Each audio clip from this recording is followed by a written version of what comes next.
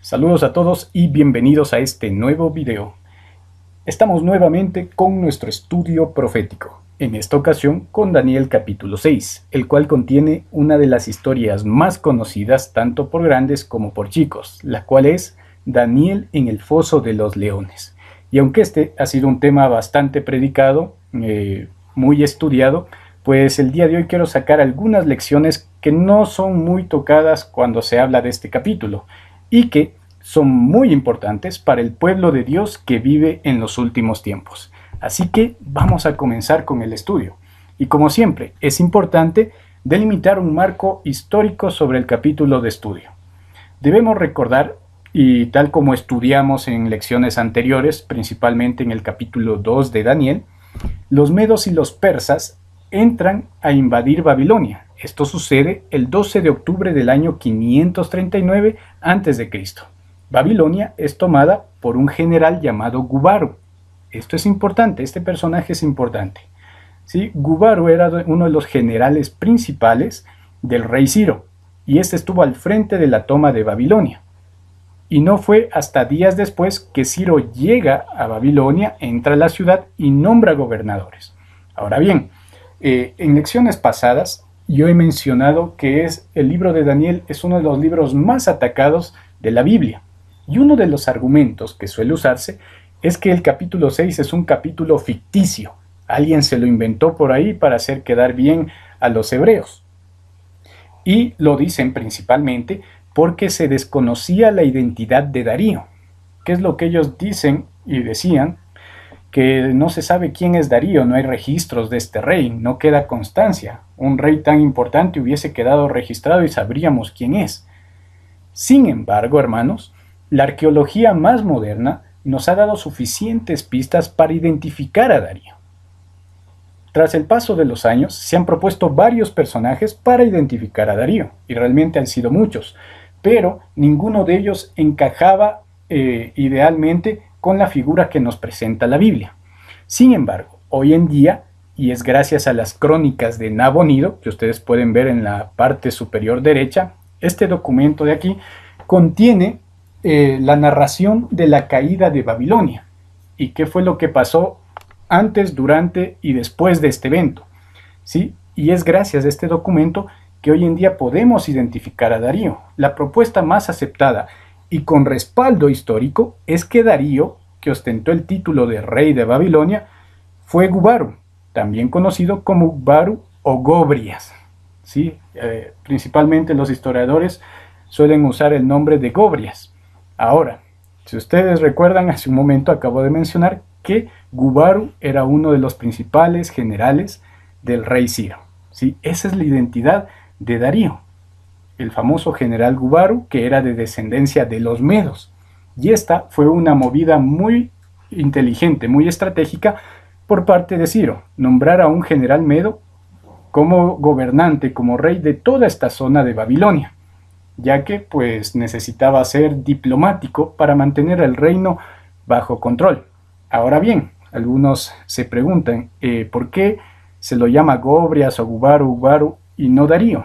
Y eso es sencillo, ¿no? Tal como los títulos que ostentaban los reyes en el pasado, los nombres de los reyes también eran varios, ¿no? No solamente tenían un nombre o un título, sino que tenían varios. Aparte de eso, pues cuando se transliteraba o cuando se adaptaba el nombre de un personaje a cierto idioma, este nombre solía cambiar.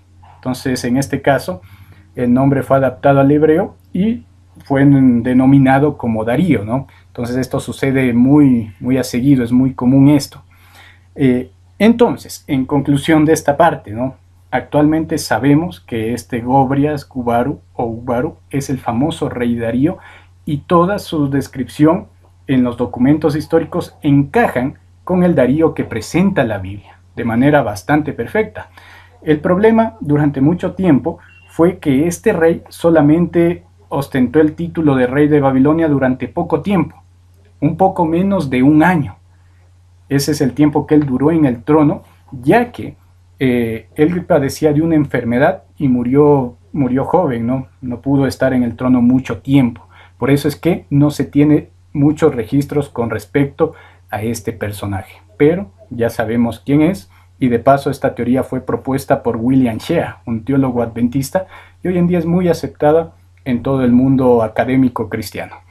Continuando, hermanos, entonces tenemos el marco histórico. Daniel para este entonces ya tenía alrededor de 87 años, ¿sí? Ya estaba muy viejito, ya había vivido bastante, y a él le toca vivir esta situación a esas alturas de su vida. Imagínense, ¿no? La edad que tenía Daniel y lo que le tocó padecer. Versículos del 1 al 3 nos dicen lo siguiente: pareció bien a Darío constituir sobre el reino 120 sátrapas, que gobernasen en todo el reino. ¿Sí? Se dice que el reino de los medos y los persas tenía 120 provincias, ¿no? Y ponían sobre las provincias un gobernador, muy parecido a lo que se hace hoy en día. Y sobre ellos 3 gobernadores, ¿sí? Sobre todos estos alcaldes, por llamarlos de alguna manera más familiar, sobre ellos tenía que haber 3 gobernadores, de los cuales Daniel era uno. Miren, y aquí comenzamos a notar detalles interesantes.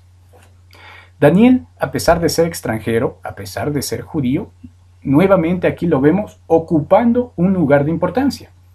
Seguramente Darío debió haber escuchado de él, de sus proezas, de su testimonio, de su buen trabajo, ¿sí? Y lo nombró pues uno de los principales.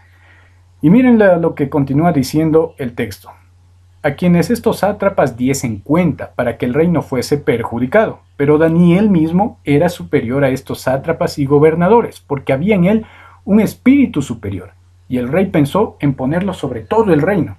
Sí, detalle interesante, ¿no? Ya cuando el rey observó, vio cómo era Daniel, pues quiso ponerlo ahí como su mano derecha.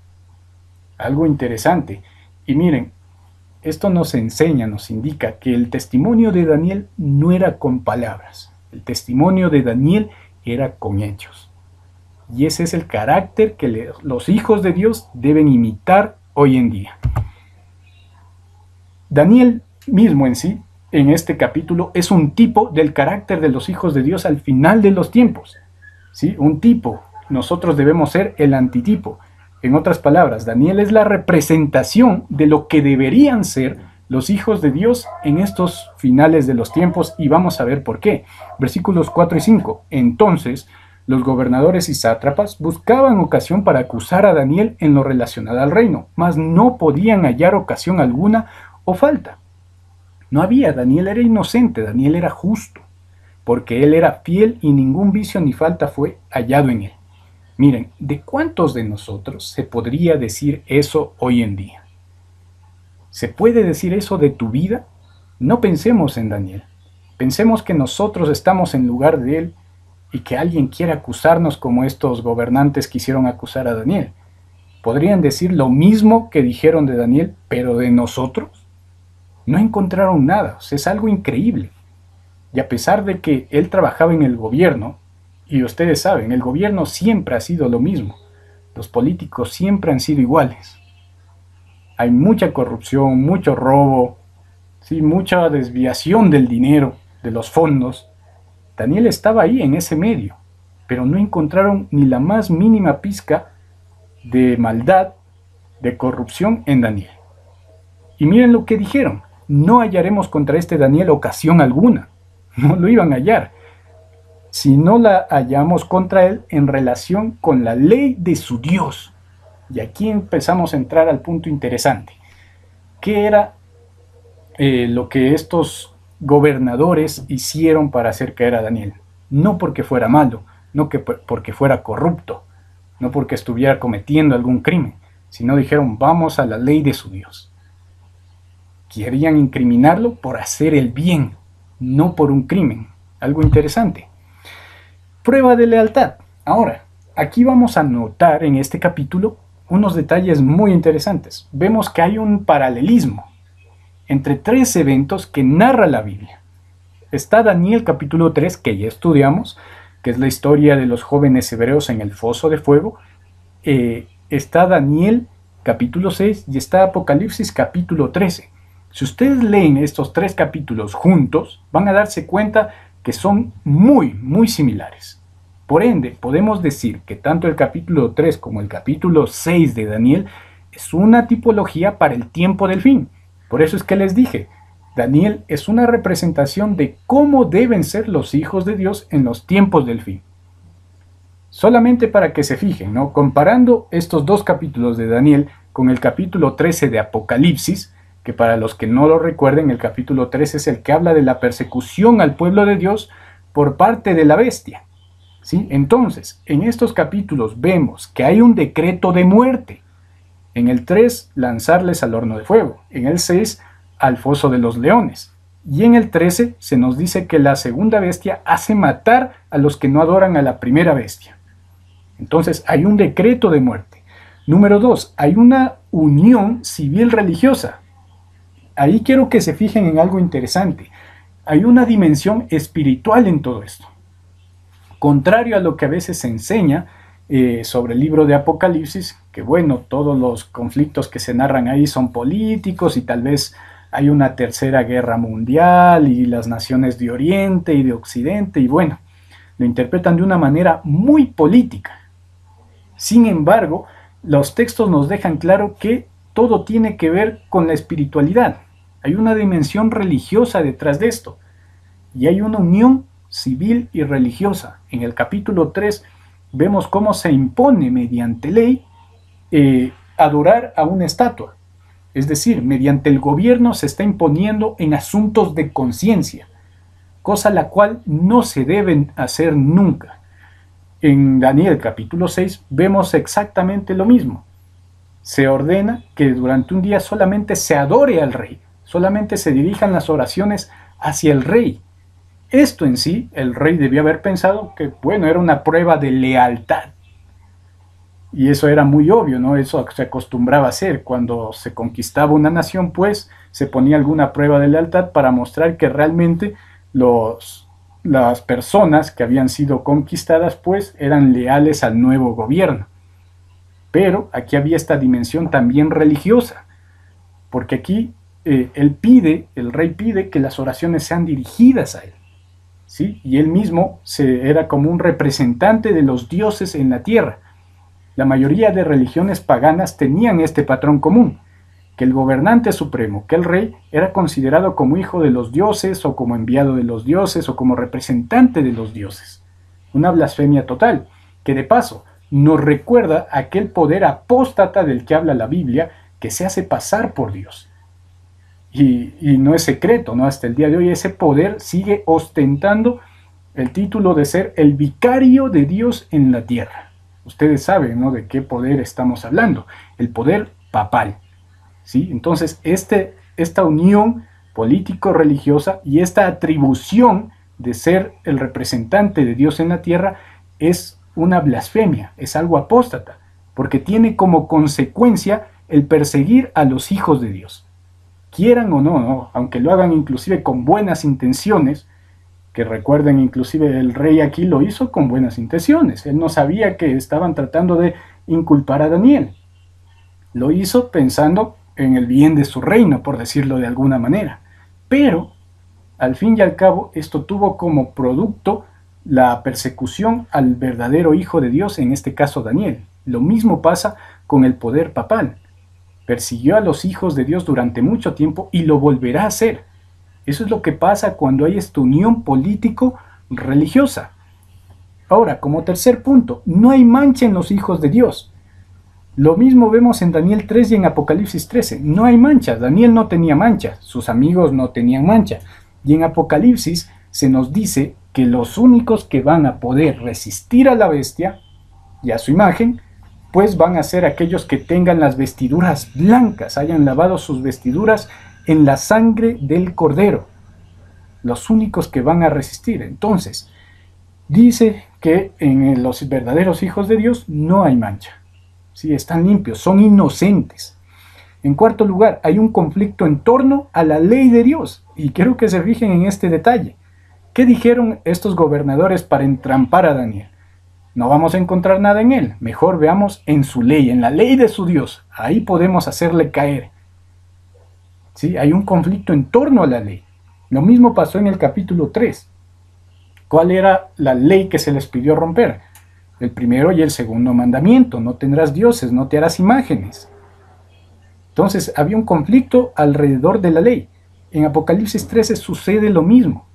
¿Sí? Va a haber un conflicto en la ley de Dios. Sabemos que el conflicto final, al último, ojo con eso, todo va a girar en torno a la ley de Dios y el cuarto mandamiento principalmente. El cuarto mandamiento. ¿Sí? Ojo con eso. Ahora, muchos hablan que del chip y la marca de la bestia hay un código de barras y tanta cosa, pero lo que no se percatan es de eso, de la dimensión espiritual. No tiene tanto que ver con un chip, no tiene tanto que ver con un código de barra ni nada por el estilo, sino con obediencia, con adoración, con la ley de Dios. Por eso nos damos cuenta que en las tres ocasiones todo tiene que ver con adoración. ¿A quién adoras? ¿Y cómo adoras? Si estás adorando en espíritu y en verdad, en obediencia.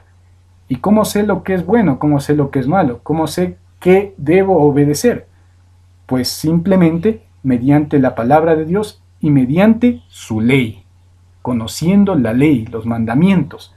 Esa es la obediencia que Dios quiere, no la que al ser humano le parece, sino la que Él pidió. Y esa va a ser la señal de lealtad de los verdaderos hijos de Dios al final de los tiempos, así como lo fue de Daniel en el capítulo 6 y de sus amigos en el capítulo 3. Entonces, aquí vemos estos paralelismos entre estas tres secciones de la Biblia que están ahí puestas a propósito, ¿no? Yo ya les he dicho, en la Biblia nada es coincidencia, todo está ahí por un motivo. Y Dios llama nuestra atención, y si usted quiere saber cómo va a ser la persecución, cómo va a ser al final de los tiempos, pues fíjese en los detalles de estos capítulos. Ahora, continuando. Versículos 13 al 15. Sabemos lo que pasó, ¿no? Estos sabios, estos gobernadores, hicieron que pues se dicte esta ley y el rey la selle, no la firme para que sea irrevocable. Recordemos, cuando un rey sellaba un documento en la cultura babilonia y en la cultura persa, este edicto era irrevocable, no se podía remover por nada. Y lo mismo pasó, por ejemplo, en la historia de Esther. También se hizo un edicto, se lo selló el rey y era irrevocable, no se podía mover. Sí, esa era una de las reglas de esta nación, de esta cultura. Entonces el rey firmó inocentemente, engañado por estos gobernadores. Los gobernadores fueron y espiaron a Daniel. Sí, ojo con eso. Espiaban a Daniel y Daniel oraba, ¿no? Y muchos dicen, ¿y por qué Daniel no? Pues simplemente cogió y cerró sus ventanas y listo, ¿no? Oraba ahí en secreto y nadie se daba cuenta. Por dos motivos. Estos hombres tenían la intención de entramparlo. ¿Sí? Entonces, así él se escondiera donde se escondieran, pues estos hombres lo iban a encontrar porque estaban con esa intención. Lo iban a buscar, iban a tratar de verlo, ¿no? Si es posible meterse a su casa, a su cuarto y encontrarlo en plena oración para acusarlo. Entonces no iba a cambiar realmente la situación si Daniel lo hacía en privado. En segundo lugar, recordemos que los judíos tenían como costumbre orar en dirección al templo de Jerusalén. Eso lo dijo Salomón cuando dedicó el templo, que si algún día están en cautiverio y el pueblo ora en dirección a ese templo, pues Dios escucharía esa oración. Y Daniel probablemente recordaba esa promesa y abría su ventana en dirección al templo de Jerusalén para pedir a Dios, ¿no? Para que Dios escuche su oración. ¿Sí? Entonces es muy probable que haya sido por ese motivo. Y bueno, continuando, estos hombres lo encuentran, lo sacan y ojo, ¿no? Lo que les dije antes, lo mismo que pasó antes volverá a pasar al final de los tiempos. Lo que es, será. Eclesiastés lo dice. Al final de los tiempos igual habrá hombres malignos, hombres malvados, que estén pendientes para hacernos caer, para denunciarnos, para llevarnos a la muerte. Habrá inclusive gente infiltrada, ¿no? Y de eso habló el apóstol Pablo en varias ocasiones, que muchos han entrado al pueblo de Dios, pretenden ser de los nuestros, pero no lo son, lobos disfrazados de oveja, etcétera, etcétera. Gente que solamente tiene la intención de hacer la maldad a los hijos de Dios. Gente infiltrada, y eso en el futuro va a ser aún más peor, ¿no? Gente buscando denunciar, gente buscando hacerte caer. Por eso dice Elena de White en cierta ocasión que pronto habrá tal confusión en las ciudades que los que quieran dejarla no podrán hacerlo. ¿Sí? Porque vas a estar ahí encarcelado, encerrado, ¿no? Cuando ya se dé la ley dominical y todo el asunto, simplemente no va a haber escapatoria. ¿Sí? Entonces, lo mismo sucedió aquí con Daniel. Estos hombres lo vigilaban, lo espiaban. Hermanos, siempre vamos a ser un libro abierto para el mundo si realmente queremos seguir a Cristo. La gente está viéndonos. La gente espera vernos y pueden ver lo bueno en nosotros. Pueden ver a Cristo en nosotros, pero también podemos ser una total decepción, un mal testimonio de parte de Dios para estos hombres. Entonces, hermanos, estemos muy conscientes que todo lo que hace un hijo de Dios está siendo visto y va a ser testimonio para los demás, o si no, todo lo contrario, honraremos o deshonraremos a Dios. Cuando la gente nos presione, cuando el mundo nos presione, ¿estaremos de parte del Señor? Entonces miren, entonces respondieron y dijeron delante del rey: Daniel, que es de los hijos de los cautivos de Judá, no te respeta a ti, oh rey, ni acata el edicto que confirmaste, sino que 3 veces al día hace su petición. Cuando el rey oyó el asunto, le pesó en gran manera, y resolvió librar a Daniel, y hasta la puesta del sol trabajó para librarle. Pero aquellos hombres rodearon al rey y le dijeron: Sepas, oh rey, que es la ley de Media y de Persia que ningún edicto u ordenanza que el rey confirme puede ser abrogado. Ahí está, hermanos. Y miren, en la parte inferior derecha ustedes pueden ver el sello real, ¿no? Este era un sello de aquellos tiempos, no recuerdo de qué rey, pero es un sello persa. Y este es el famoso sello que se ponía, ¿no?, con el anillo en estos decretos reales. Las 2 tumbas. Ahora, encontramos otra semejanza interesante entre el capítulo 6 y otra historia de la Biblia muy conocida. Miren lo que dice el versículo 17. Fue traída una piedra y puesta sobre la puerta del foso, la cual selló el rey con su anillo y con el anillo de sus príncipes, para que el acuerdo acerca de Daniel no se alterase. Aquí hay otra relación interesante. Miren lo que dice Mateo 27:66. Entonces ellos fueron y aseguraron el sepulcro, sellando la piedra y poniendo la guardia. ¿Sí? Entonces, tenemos 2 situaciones similares en la Biblia: Daniel y Jesús. Jesús también fue puesto en una cueva, en un foso.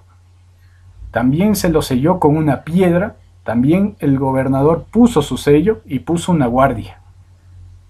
Lo mismo pasa con Daniel, miren. Es puesto en el foso, se rueda una piedra y el rey cierra con su anillo y con el anillo de sus príncipes. 3 veces sellado, ¿no? 3 veces sellado Daniel, 3 veces sellado Cristo. Ahora, ¿qué pasó al final de los 3 días con Cristo? Resucitó. Esta piedra no pudo detenerle, este sello no pudo. Lo mismo pasó con Daniel. Después de aquella noche de prueba de fuego, Daniel salió victorioso. Daniel salió como si nada, hermanos. Esa es una parte muy interesante. Y ambos están en relación. Ya que miren lo que dice Juan 1:25. Le dijo Jesús: Yo soy la resurrección y la vida. El que cree en mí, aunque esté muerto, vivirá. Daniel es una representación de aquellos que pusieron su fe en Cristo Jesús. Al final de los tiempos, el pueblo de Dios es librado de la prueba, es librado de la persecución, es librado de la muerte, del tiempo de angustia. ¿Y saben quiénes son aquellos que son librados de todas estas penurias, de la muerte en sí? Los que nunca gustaron la muerte, los 144,000. ¿Cómo era el carácter de Daniel? Era como el carácter de los 144,000. Perfecto, puro, sin mancha. ¿Por qué estos hombres vencieron a la muerte? ¿Por qué el mismísimo Cristo vence a la muerte? Porque no se halló en ellos ninguna mancha. Y ojo, Cristo aquí resucita por su propio poder, porque Él es Dios y porque Él fue el sacrificio perfecto, su vida fue perfecta. Pero, ¿por qué los leones no lastimaron a Daniel? No fue por su justicia, sino fue por la justicia de Cristo. Porque él acudió a Dios, porque él fue a Dios, oró a Dios y Dios lo mantuvo, Dios lo sostuvo. No fue por su propio poder, no fue por su propia fuerza, ni siquiera fue por su propio carácter, que sí, era justo, era perfecto. Y por eso Dios lo mantuvo con vida. ¿Sí? Por eso Dios lo mantuvo con vida, fue Dios el que lo mantuvo. Pero para eso él necesitaba estar con su carácter limpio. Entonces miren qué interesante, ¿no? Igualmente, Cristo tenía que tener su carácter limpio, sin mancha. Él nunca pecó. Si hubiese pecado, Satanás hubiese tenido la victoria sobre Cristo. Pero él no pecó. Y venció a Satanás y venció a la mismísima muerte. Por eso dijo, el que cree en mí, aunque esté muerto, vivirá. La misma promesa les hace a los hijos de Dios al final de los tiempos. Muchos de nosotros iremos al descanso antes del tiempo de angustia o durante el tiempo de angustia. Eso lo sabemos, pero aunque estemos muertos, viviremos. Dios prometió la resurrección para sus hijos, pero muchos también no gustarán la muerte y recibirán al Señor vivos, viniendo en el aire. Ambos grupos, sea el que murió o sea el que vivió, pues ambos grupos habrán tenido el carácter de Cristo emulado en su vida. Daniel no gustó la muerte, vivió. Cristo tuvo que morir, pero resucitó. Esa es la promesa que Dios nos hace también para nosotros en el final de los tiempos. Ahora, hermanos, con respecto a esto también quería mencionar cómo estos gobernadores acusan a Daniel, buscan hacerlo caer. A veces nos preguntamos nosotros, pues, ¿cómo puede ser que en estos tiempos, ¿no? En estos tiempos modernos, donde supuestamente hay derechos humanos y hay protecciones civiles y ciertas garantías para cada persona, ¿cómo va a ser que persigan a un grupo de personas por sus creencias? ¿Cómo puede ser que busquen matarlos inclusive? Y hermanos, esto no es muy difícil, ¿no? Solamente quiero que se fijen. A Daniel lo persiguieron estos hombres para acusarlo. ¿Acaso no estamos viendo actualmente algo muy similar con todo este asunto de la pandemia? Mucha gente que sale a las calles sin mascarilla, sin distanciamiento, o no respeta ciertas normas que se han impuesto de manera casi dictatorial en el mundo, y las mismas personas, ¿no? Tus familiares, tus amigos, tus vecinos, los que están por ahí, ellos mismos te acusan. ¿Acaso no hemos visto cómo mucha gente se está acusando, ¿no? entre sí por no respetar estas normas que ha impuesto la pandemia? ¿Acaso no está sucediendo, no se está llevando al mundo a una dictadura? Pero ¿qué es lo que dicen ellos? ¿Cómo logran hacer esto? Por medio de dos cosas. Número uno, por medio del miedo. Infunden miedo en la gente, miedo en la población, y la gente hace lo que sea, lo que les dicen que hagan con tal de preservar su vida. Y en segundo lugar, por el bien común. ¿Qué es lo que se dice? Pues hay que evitar que los contagios se masifiquen y tanta cosa, que de paso, ¿no? Mucho miedo se ha metido alrededor de una pandemia que solamente tiene como promedio el 0,04% de mortalidad en personas sanas. O sea, ¿de qué estamos hablando? Y más del 90% de personas se ha curado en su hogar, y muchas de ellas con medicinas caseras. Entonces, ¿de qué estamos hablando aquí? Y sin embargo, el mundo, los medios de comunicación han metido tanto miedo a las masas que éstas ciegamente obedecen lo que se les dice que deben hacer para cuidarte, ¿no? Para cuidar tu salud y la de los tuyos. Y esto nos lleva al segundo punto, ¿no? El bien común. Por el bien común de todos, pues, si es posible, debemos someter a aquellas personas que no se atienen. Y por eso tú ves multas en varios países, ¿no? Están multando, están encarcelando, están obligando a vacunar. A mucha gente se le impedirá entrar a los trabajos o a lugares sociales, ¿no? A lugares de mucha gente, si no llevas la vacuna, si no llevas una mascarilla, etcétera, etcétera.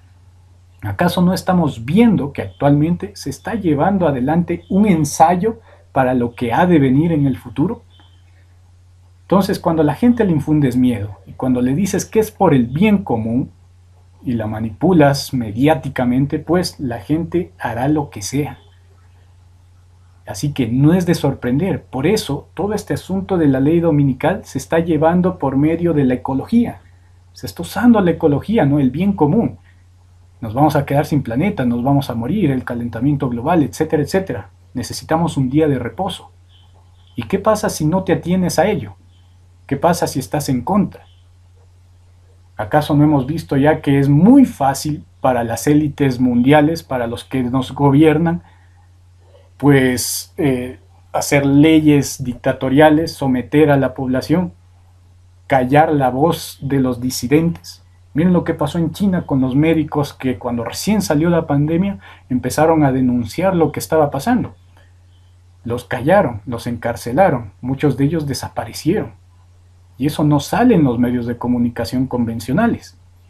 Hermanos, para las élites es tan fácil coger y callar a las voces disidentes, a las voces que opinen lo contrario, a las voces que digan lo contrario, con tal de mantener una hegemonía, con tal de mantener esa falsa paz y seguridad que profetiza la Biblia. Entonces, hermanos, no nos sorprendamos que en el futuro sucedan estas cosas, que el pueblo de Dios sea perseguido. No nos asombremos porque estamos viendo que hoy en día está sucediendo a pequeña escala. Y ni hablemos de asuntos como la ideología de género, el aborto, cosas por el estilo, que los hijos de Dios no defendemos, pero que el mundo sí lo hace.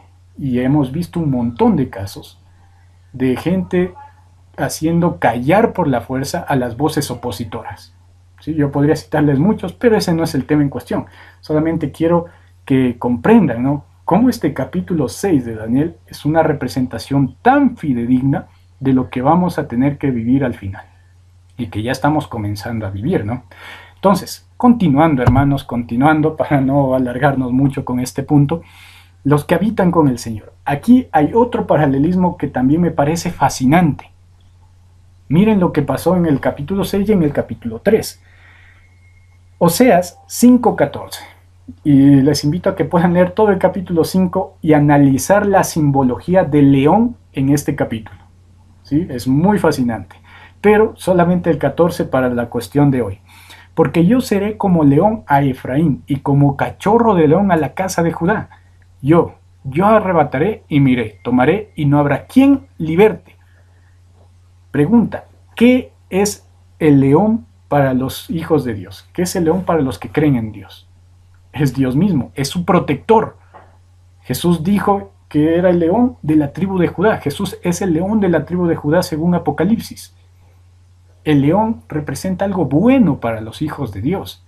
¿Por qué los leones no lastimaron a Daniel? Porque el león protege a los verdaderos hijos de Dios. Dios protege a sus hijos. ¿Sí? Ojo con eso. Y lo mismo pasa con el capítulo 3 de Daniel. Los pecadores se asombraron en Sión. Espanto sobrecogió a los hipócritas. ¿Quién de nosotros morará con el fuego consumidor? Ojo con este texto, hermanos. Mucha gente habla de un infierno eterno con llamas, ¿no?, que consumen con llamas eternas. ¿Sí? Pero, miren, el infierno no es lo que muchas personas enseñan. El fuego eterno no es lo que muchas personas enseñan. Miren lo que dice Isaías 33 sobre el fuego eterno. ¿Quién de nosotros morará con el fuego eterno? ¿Quién es el fuego consumidor? ¿Quién es el fuego eterno? ¿Quién de nosotros habitará con las llamas eternas? El que camina en justicia y habla lo recto, éste habitará en las alturas. Entonces, ¿qué estamos diciendo aquí? ¿No que el fuego eterno era para los malvados? ¿No que las llamas eran para aquellos que cometen maldad? ¿No decían que hay un infierno ahí donde se está consumiendo la gente, que es el castigo final? ¿Qué enseña realmente la Biblia? El versículo es clarísimo. Ese fuego eterno, esa llama eterna, ese fuego consumidor es Dios mismo. Y miren, es un privilegio habitar en la llama eterna, en el fuego consumidor, según estos textos. No es un castigo. Estar en presencia del fuego consumidor es un privilegio y es una recompensa para los justos. No, no es un infierno donde va a pagar el pecador. ¿Sí? Quiero que se den cuenta de eso. Y hay muchos textos que lo confirman, ¿no? Que hablan claramente de que el Señor es fuego consumidor. El que camina en justicia y habla lo recto, ellos estarán ahí. El carácter, hermanos, es tan importante el carácter. Solamente los que estén limpios, los que estén rectos, tal como lo dice el texto, pueden habitar en el fuego eterno. Ahora bien, aquí damos un vuelco, ¿sí? Porque esto, como vemos, para los hijos de Dios tiene connotaciones positivas, pero para el pecador, para el impío, para el que no entregó su vida a Dios, tiene connotaciones negativas. ¿Qué es el león para aquel que rechaza a Dios? Dice la Biblia clarito, Satanás está como león rugiente buscando a quien devorar. Entonces los leones adquieren esta connotación negativa para los impíos. Y lo mismo pasa con el fuego. El fuego se vuelve fuego consumidor para los impíos. Pero para los justos es su recompensa. Para los impíos, en cambio, es fuego consumidor. Y aquí quiero recalcar la palabra consumidor. ¿Qué es consumir? ¿Qué significa esta palabra? Es acabar con algo, es eliminarlo, es terminarlo por completo. Ahora, ¿existe un infierno actualmente? No.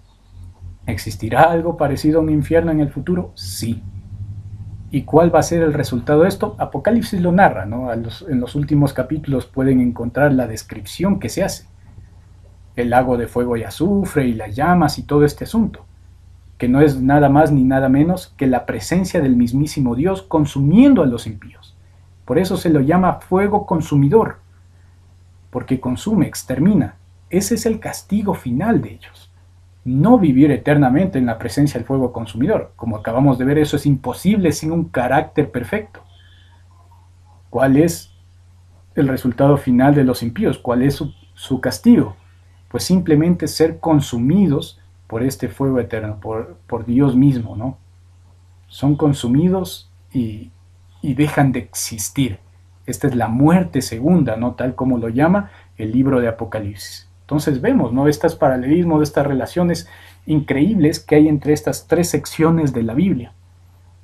Así que la lección importante aquí es, ¿queremos ser los que habiten con el león de Judá o los que sean devorados por el león rugiente?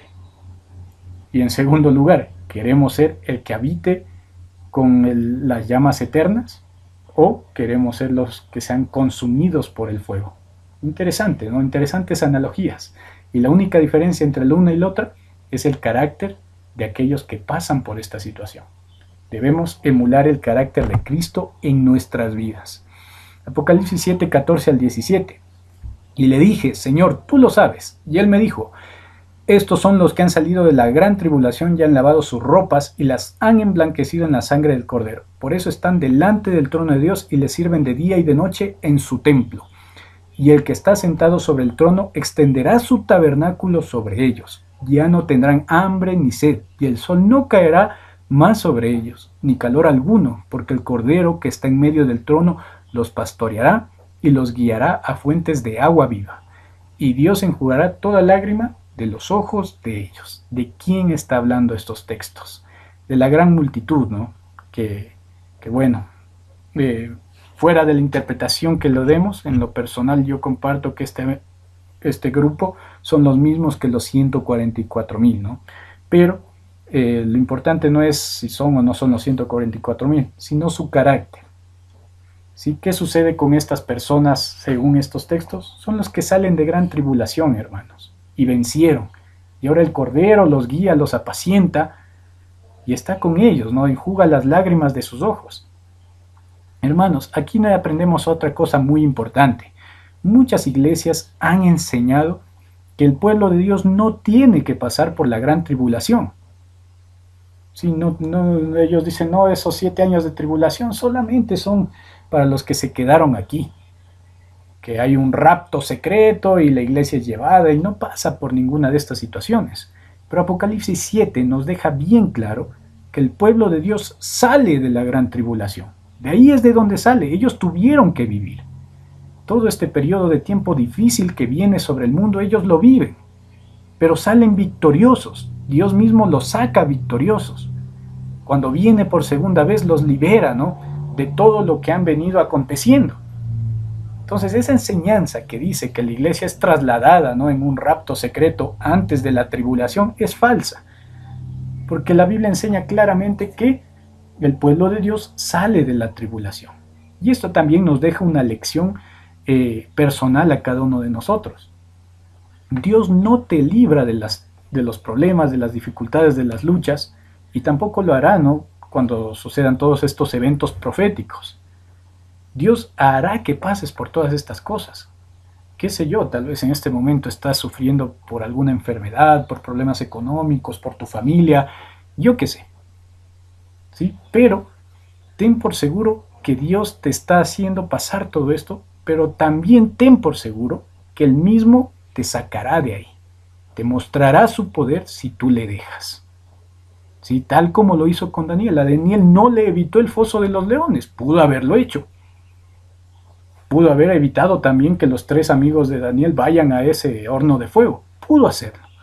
Pero no, ellos tenían que pasar por esta prueba de fuego para revelar la gloria de Dios. Entonces lo mismo sucede en tu vida. Si estás pasando por un problema, por alguna dificultad, no pienses por qué, sino piensa para qué. Y busca a Dios, aférrate más a Dios, no te alejes de Él. ¿Sí? Y al final, cuando nosotros soportamos estas pruebas pequeñas, vamos a estar capacitados para afrontar aquellas pruebas grandes que vienen sobre el mundo. Finalmente, sabemos en qué termina la historia. El rey sale corriendo en la madrugada a ver a Daniel, a ver si tu Dios te salvó, Daniel. Y le pregunta eso, ¿no? ¿Te ha salvado tu Dios? Y Daniel, sereno, tranquilo, le responde, sí, mi Dios me ha salvado. Y el rey lo saca, ¿no? Y sorprendido, y ustedes saben lo que pasó al final. Fueron traídos aquellos hombres que habían acusado a Daniel y fueron echados en el foso de los leones. Ellos, sus hijos y sus mujeres, y aún no habían llegado al fondo del foso cuando los leones se apoderaron de ellos y quebraron sus huesos. ¿Sí? Miren, hermanos, cómo se vuelca la situación por completo.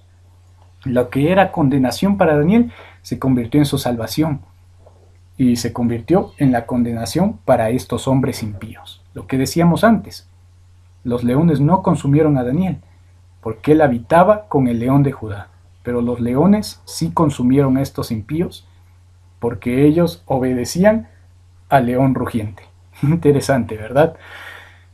Y no solamente eso, sino que el texto dice que también fueron arrojados ellos y toda su familia. Hermanos, esta es una parte muy triste. Y seguramente esto no fue ni la voluntad de Daniel, ¿no?, que suceda todo esto. Pero hermanos, la justicia tiene que ser hecha.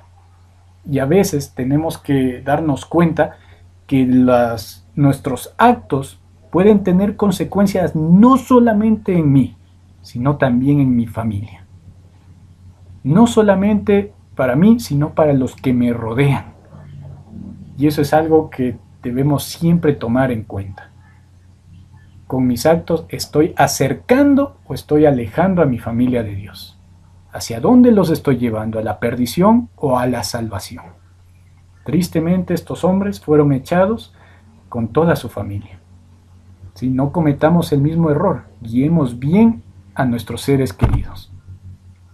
Finalmente, Darío pues glorifica a Dios, se da cuenta de que Dios es el Dios verdadero, y como les mencioné al principio, hermanos, Darío tenía una enfermedad. Él murió joven, no estuvo mucho tiempo, menos de 1 año no duró en el trono.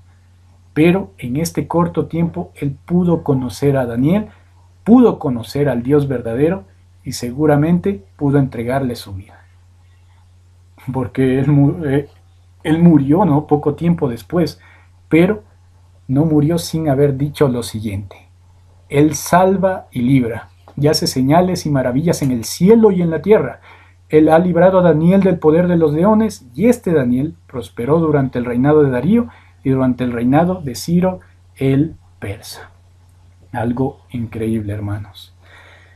Como último, solamente quisiera citar esto del espíritu de profecía, que está en Testimonios para la Iglesia, tomo 1, 266. Démonos cuenta de este texto. Sí, hay muchos textos que hablan sobre este capítulo, me encontré con muchos muy valiosos, muy buenos. Búsquenlo, ¿no? Busquen sobre este capítulo en el espíritu de profecía, pero me quedé con este texto que me pareció perfecto para sintetizar todo lo que hemos venido estudiando. Satanás induce a muchos a creer que orar a Dios es inútil y únicamente un acto formal. Sabe muy bien cuán útiles son las meditaciones y la oración para mantener a los seguidores de Cristo despiertos para resistir su astucia y su engaño. ¡Wow! Démonos cuenta. ¿Sí? La oración, hermanos, y la meditación. Las mejores armas. Nos mantienen despiertos, dice. Mediante sus artimañas desea apartar la mente de este importante ejercicio espiritual, para que el alma no busque ayuda apoyándose en el Dios poderoso ni obtenga fortaleza de él para resistir los ataques del enemigo. Se me llamó la atención a las oraciones fervientes y eficaces del pueblo de Dios en la antigüedad. Elías era hombre sujeto a pasiones, semejantes a las nuestras. Miren, hermanos, démonos cuenta de esto. Elías, Daniel, cualquier personaje de la Biblia, eran hombres, eran seres humanos, como tú y como yo. Pero dice que eran perfectos, lo lograron. ¿Cómo lo hicieron? Daniel oraba a Dios 3 veces al día. El sonido de la oración ferviente pone furioso a Satanás. Ahí está el secreto, hermanos, el sonido de la oración ferviente. Porque sabe Satanás que experimentará pérdida. Satanás pierde, hermanos, cuando oramos de verdad, cuando meditamos en la palabra. Daniel fue preferido sobre los presidentes y los príncipes porque había en él un espíritu de excelencia.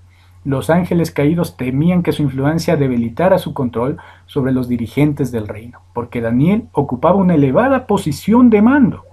La hueste acusadora de ángeles malignos estimuló a los presidentes y príncipes para que sintieran envidia y celos, de modo que observaron estrechamente a Daniel para encontrar alguna ocasión contra él que pudieran denunciar al rey, pero fracasaron. Entonces, estos agentes de Satanás procuraron convertir su fidelidad a Dios en la causa de su destrucción.